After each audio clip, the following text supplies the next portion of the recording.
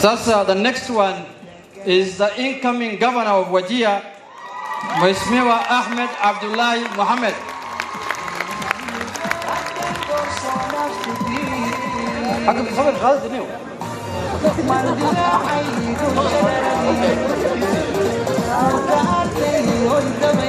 Give me one.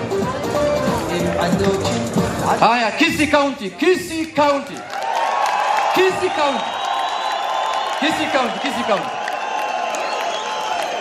What you have?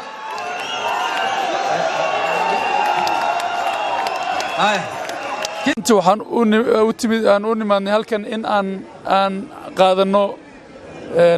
certificateski aan ku tartami lahayn haddaan nahay ODM countiga Wajir waxaan halkan ku joognaa MCAs MPs iyo dadka ku tartamayaan kuraasta countiga aniga waad yaqaantaan u malaynaa dadka badidood way garanayaan Ahmed Abdullahi Mohamed kuna magac dheer Ahmed Jiir oo soo ahaa governor 2013 ilaa iyo 2017 hadda waa dogsoontiin sheekada dheeraad inaan ku noqdo mar rabo 2017 Wajir wixii ka dhacay anigii walaalkay Ahmed Caato Ahmed Mohamed Abdi oo hadda aan isku qoranay ticketka in uu noqdo governor ku xigeen waxaan ahaynay dadku qanci waayay doorashadii 2017 18 bilood aan maaragtay aan case ku lahayn maxkamadaha oo ku guuleysanay high court iyo court of appeal nagana guuleystina supreme court wixii dhacay dogsoontii marka supreme court ka dambeeyay la adilay malaha waan daayne haddana waan isqabsanay meeshii noogu dhamaatay supreme court kan ka bilaabay insha Allah taala waxaan aaminsanahay in teamkan uu yahay teamkii rajada reer Wajir soo celin lahaa waayo reer Wajir rajada ay maaragtay ay beeleen oo wadankaasi wuxuu ahaa meeshii uu joogay shalay email ka fiican geyn lahaa leenabkan waxaan ugu marabkee Fatima Abdi Jeexow sanadka hadda maanta lama jooga laakiin waxaan ballan in qaadaynaa 2 maalin gudaheed sanadkan soo bandhigi doona sanadka marka soo bandhignana aad ogaanaysiin